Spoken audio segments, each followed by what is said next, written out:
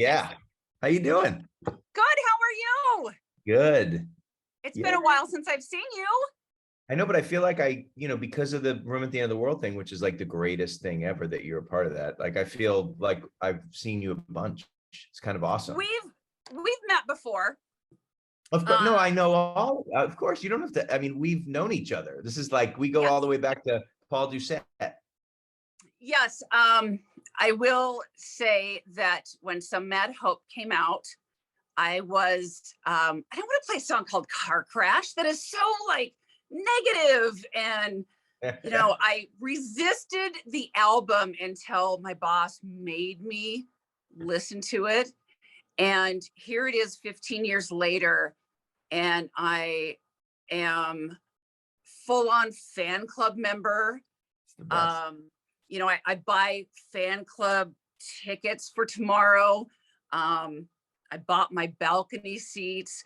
I'm wearing a t-shirt from the At Home tour. Like, Oh Matt, I can't. I've got my Boston accent top tier package with the sweatshirt, the vinyl. I have all of the vinyl. So I have to tell you that you are lyrically my genius. Like, the way you write songs to me is you say the things that people feel.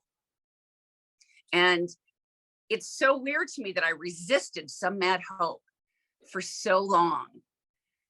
And I love your music so deeply. Like, I'm just a true fangirl over you now. I'm so excited that you're finally back out on the road. I know. It's, first of all, let me just say that it's the absolute best that you, because I know we share a nerdiness for music. Like, that's our thing. Yes, we do. And so to be on the receiving end of that, like, is fantastic, because I know you and I, like, we are the same tribe in this way. And so Yes.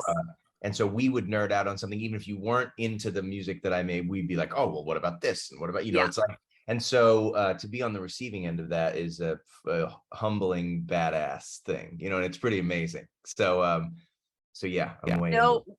Yeah, for you to be back out on the road, like, I got so excited when I started seeing these tour dates, and I was like, oh, Des Moines. Yeah, it was just, and I know for you kept in touch with your fans during the pandemic in such a way that I was so impressed with, because you were doing these streaming concerts, and I was like, Matt Nathanson's doing a concert tonight.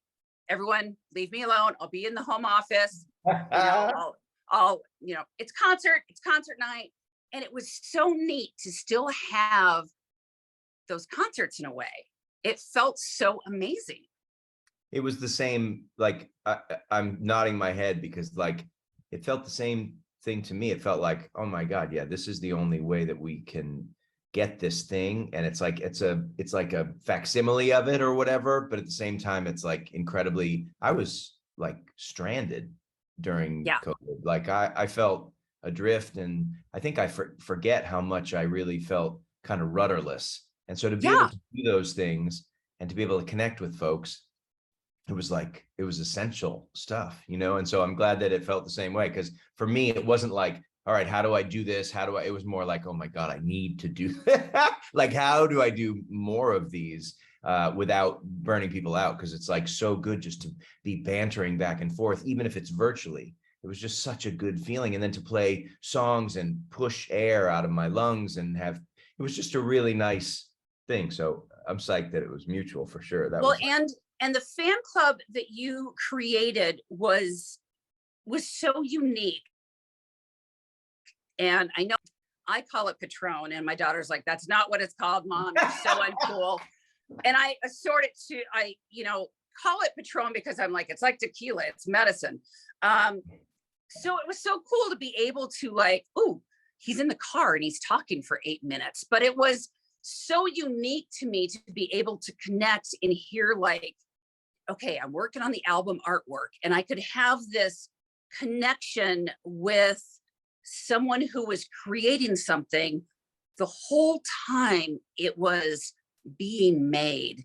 And it was almost like we were there with you as you were making these decisions. And oh, I found this clip of me recording this song from this album. And we were getting this inside peek that just kept this connection to the music. And it was worth every penny. And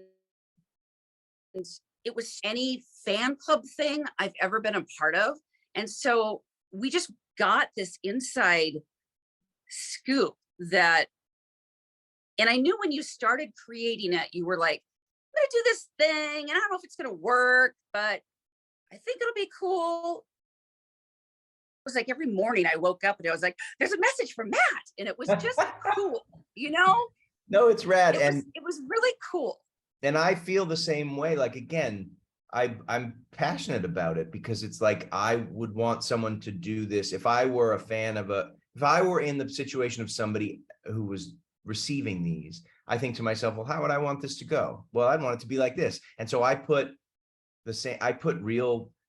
incredible passion into it because it's like, it's something I'm passionate about. It's really great. And so the fact that you're telling, it's again, like it's fills me up because you're articulating in this really great way something that I wished it did, but I never got feedback in such an like the way you're describing it is like, ooh, gratifying. It's like, that's all I wanted to do was like, all right, if I'm going to do this thing, I want to do it the way I would want it to be done for me. And I want to super serve. I want to give people more than what it's like, I don't want to cheat people out of this thing. I want to be able to share and have a community, because the internet is this funny thing where you get a community on socials somehow, right, kind of, but it doesn't work the same way. And so like within Room at the End of the World, which is what we call the Patron, within Room at the End of the World, we can create this really cool community. And it's like, it's all I've ever wanted. I was a part of U2's fan club. I was a part of Pearl Jam's fan club. I was a part of Kiss Army. I was a part of REM. And so I'd, get the 7-inches, and I can't wait to do the 7-inch that we're making. It's like, that's just the whole thing is like, this is what I wanted. So it's really great you saying that. So we need to talk about this new album because it's all that in a bag of chips. When I first heard that you were working with Butch Walker, who I'm a huge fan of everything Butch puts out, touches, anything. I was like, Matt's working with Butch Walker. This is a dream come true. And then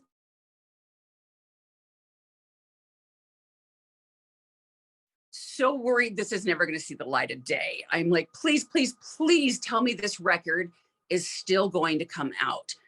And I knew that I was going to have to wait.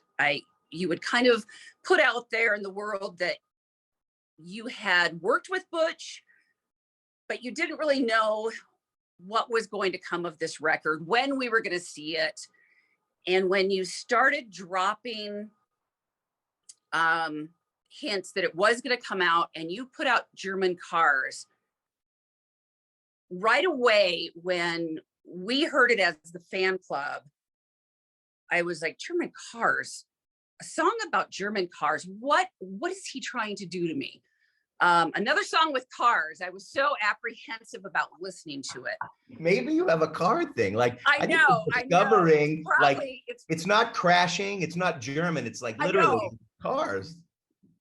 But I start to listen to it, and it is just so catchy, and I just fell in love with it and listened to it over and over. And it's brilliant. It really is. It's an amazing record.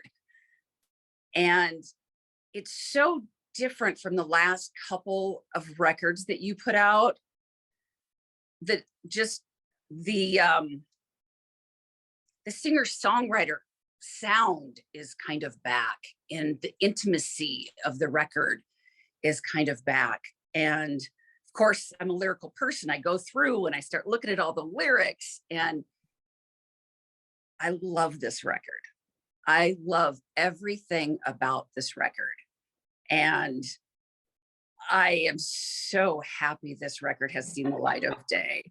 You rule. It's the best. I Um, mean, yeah, I felt the same way. I knew it was going to come out, but everything was just so, I think I lost perspective. I definitely lost perspective on the record. I don't, it went so long after we made it that before I could get any feedback from anybody other than like, my friends or whatever, yeah, that I definitely felt like at a certain point, I was like, oh my God, maybe we did this wrong.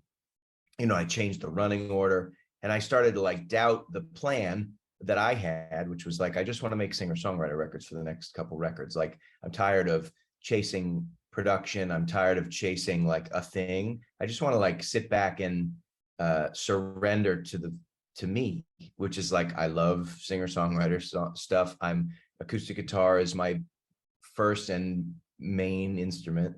And it was like, and I love lyrics. And so it was like surrendering to that instead of sort of dressing things up in this way that felt exciting, which I love as well. But I sort of, before this record started and pre-pandemic, I was like, you know what? I think I'm done with that particular part right now. I really just want to surrender to it. So, but having 2+ years, 2.5 years to like be able to sit with it, I was like, maybe I've made a huge error. And then we put German Cars out, and all of a sudden people, like, the response was unbelievably positive, like universally positive. And I was like, well, that's neat. I mean, that's my favorite song, so that's why. And then the record, as we release songs and we release the record, and even like people just, it's been really an incredible experience in a time like we talked about. I feel like both as a performer and a writer and as a person experiencing music, I feel like human beings just really need to feel like connected and on a like life rafted on a certain way. Do you know what I mean? Like, yeah, where something can show up that feels like it's made with, or like even you delivering your feedback on the record is so thoughtful and heartfelt that it's like the greatest thing ever. It feels like air, oxygen. And I think that that's what humans need more than ever in a time where things are moving so lightning fast, and people have kind of lost faith in the structures of things, right? Like, nobody believes the leaders anymore. Nobody believes that, everybody thinks. And so to have thoughtful experience like this, whether it's at Room at the End of the World, whether it's just having you and I talk, whether it's the record and the thing that I put into it, it's like there's a homespunness that I feel like is really important now more than ever, that I don't think I knew until talking to you right now. Like, but it feels like even last night in St. Louis, like our bus blew up, the trailer, and we like dragged ourselves there with like just acoustic instruments and played. And it was like, no, this is what it is. The rest is just shtick. Like, it's like what we need is to stand on stage and talk and laugh and sing and try and tell our truth. And hopefully some of it's your truth. And then and it's this exchange. And I forget that, I forget that because we're in a hustle place, like especially radio and artists. It's like there's this element of hustle that's like baked in. And now the hustle has become like the thing that's the currency. And so I feel like I want to pull away from that as much as I can and sort of just get down to like, here's a song I wrote that I really like, or here's talking to someone that I really dig, that's passionate. Here's it's like, that feels like what we need, when I just need to, okay, it's been a day, I put on soundtrack, and it's just, there's so many songs on this record that just bring me back to the ground and are just foundational and help you just settle in. And this record is just so amazing. I mean, I don't feel like I'm able to say I'm proud of you, because that is just but I am. I'll take it. Sounds great. I love it. I mean, I just think you've gone somewhere with this record that you haven't before. and it is just, it's amazing. And it's the record you've needed to make, and it's the record we needed to hear. And it's amazing. That rules. Amazing. It's amazing, Matt. Matt. You're the best. I love it. It's just, it's everything. It really is. It's everything. So tomorrow night, we've got you, Hoyt Sherman. I don't know if there's any tickets left. I don't know. I don't know either. After the bus blew up, I gave up on thinking about it. So I know that last night was the first night of the tour. We get you tomorrow night. You've got a day off. You've got a day off to reset. I have something for you that I'm going to give you tomorrow night. Great. I know you're a music fan. We've talked a lot about music. I don't know if you know, there are 2 people who live here that do album covers. So the cover of Van Halen's 1984, The Little Boy Smoking Cigarettes. Yeah. The person who took the picture of the little boy lives here. She also did the first 2 autograph covers. Oh yeah. A Tom Petty cover. Her husband did the fonts for Prince's Purple Rain. And so I bought you a couple years ago this, all of the mock fonts for Purple Rain. And I never sent it to your manager. I've just been holding it during the pandemic. Oh, I love this. Oh my God. So I have this for you that I'm going to give you tomorrow. So we will see you tomorrow. I'm so excited. We hear all of Some Mad Hope. Is that right? Is that how this works? Yeah, we did it last night for the first time, and I think I'm going to do a little it's all getting played. I think I'm going to do a little, the first night we were like, oh, maybe that goes here. But so it's really fun. And it's fun and weird to revisit a record that was so emotional to me 15 years ago. It still is emotional to me. Like, to get on stage and like kind of relive it a little bit has been strangely heavy. I've been listening to Some Mad Hope on vinyl. Oh, yeah. Nonstop, getting ready for this concert. And I am kicking myself for fighting that record for so long, because I don't know why I fought it. Cars, we've decided we got this. We've worked this through. But now I love it. I just, why was I resistant to, I don't know. I still have a picture of you and I with the Bon Jovi Velcro wallet. I still have the Bon Jovi Velcro wallet. It's been my wallet for about 15 years. It is busted. It's like holding together by his chest hair. Matt, I'm so proud of you.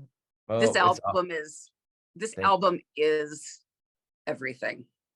It is. And so tomorrow is Matt Nathanson Day, much like Empire Records, Rex Manning Day. Oh, Rex This Manning. is Matt Nathanson Day.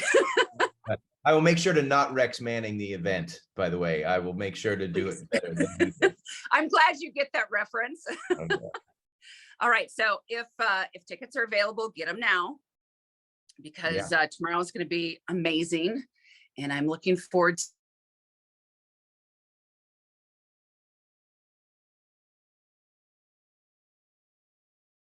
I was surprised. I thought that was going to be manageable. I asked, everybody in Room at the End of the World to recommend a song that they wanted to hear. And I was like, oh, we'll be able to get like 4 or 5 songs. It was bananas. It was like a landslide.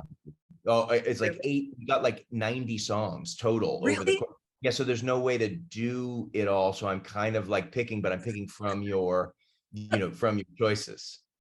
Woo! How many did you get per show? I mean, last night there was like 18 or 20. These are like, 45-minute, 5 or 6 songs and some Q&A. And I was like, oh, this will be great. And then I was like, oh my goodness.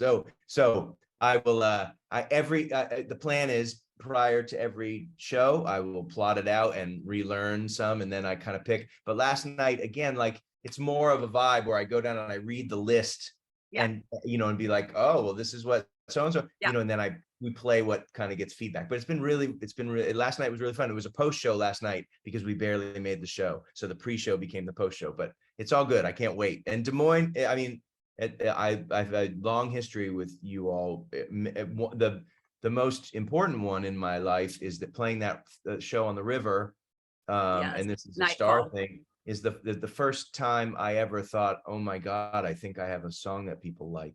We were playing That Coming in was Hot, Come On Get Higher, right? I and remember that.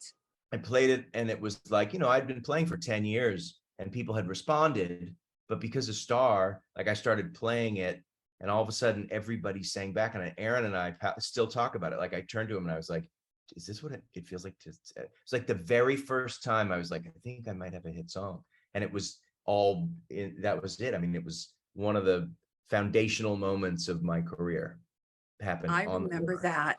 Yeah. Can So, people still join Room at the Top of the World? yeah, Can they totally. still join the club?